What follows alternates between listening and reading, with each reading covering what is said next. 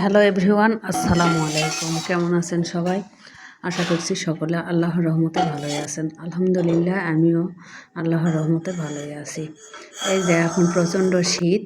শীত বলতে মানে সেরকম শীত, শীতের 14 গোষ্ঠী চলে আসছে একসঙ্গে। এত শীত, শীতের কথা আর বলা যাবে না। রোদ নেই, কিচ্ছু নেই, শুধু ঠান্ডা কুয়াশা ঢাকা শীত। এই কুয়াশা ঢাকা শীত মানে শীতের দিনে যত বেশি শীত, পিঠা খাওয়ার তত বেশি মজা। আর এই বেশি শীত যখন হয়, প্রচণ্ড শীত যখন হয়, কুয়াশা ঢাকা শীত হয়, তখন এই যে এই চিতই পিঠাটা খেতে অসাধারণ স্বাদ লাগে। মানে দুধ পিঠা যেটাকে বলে, চিতই পিঠা খেজুর গুড় দিয়ে দুধে ভেজানো। এই পিঠাটা রাতের বেলা বানায় রাখতে হয় আর সকালবেলা ঠান্ডা ঠান্ডা খেতে হয়। আর এই পিঠা খেতে যে অসাধারণ স্বাদ, যে খায় সে বোঝে। খেজুর গুড় দিয়ে দুধ পিঠা, চিতই পিঠা যে কত স্বাদ, মানে আমার কাছে তো অসাধারণ লাগে, খুব স্বাদ লাগে এই পিঠা। আর শীতের মধ্যে তো আমি কয়েকবার এই পিঠাটা বানাই, মানে কতবার যে বানাই আর কতবার যে খাই তার ঠিক নেই। এই যে আজকে আমি চিতই পিঠাটা বানাচ্ছি। আর এই পিঠাগুলো আসলে মানে মাটির চুলাতে, যেটা খড়ির চুলা বলে, সে খড়ির চুলাতে বানালে বেশি সুন্দর হয়। আমি গ্যাসে বানাইছি, আমার মাটির চুলা নেই, খড়ির চুলা নেই, এই জন্য আমি এই যে গ্যাসেই বানাচ্ছি।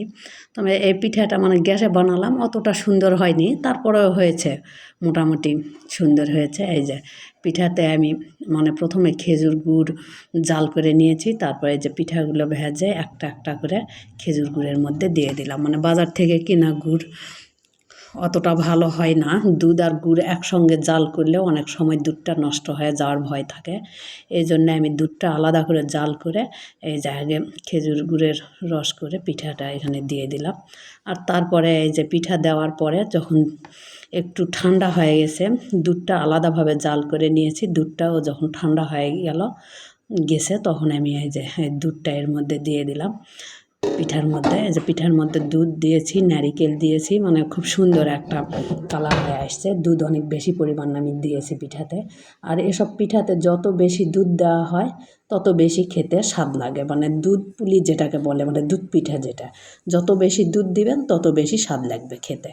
এই জন্য এই যে আমি অনেক বেশি দুধ দিয়েছি। এই যে পিঠার কালারটা বোধহয় অনেক সুন্দর হয়েছে, সাদা সাদা হয়েছে। তো এই যে সকালবেলা উঠে এই যে পিঠাটা খাবো, পিঠাটা অনেক সুন্দর হয়েছে, মানে সেই সুন্দর। এই যে সকালবেলা দেখেন পিঠাটা অনেক সুন্দর হয়েছে, এই যে অসাধারণ স্বাদ লাগতেছে, খেতেও অসাধারণ স্বাদ হয়েছিল। তো আপনারা সকলে কমেন্ট করবেন, আমার ভিডিওগুলো যদি ভালো লাগে সকলে লাইক কমেন্ট করবেন আর আমাকে সাপোর্ট করবেন। সকলে সুস্থ থাকবেন, ভালো থাকবেন। আল্লাহ হাফেজ সবাইকে।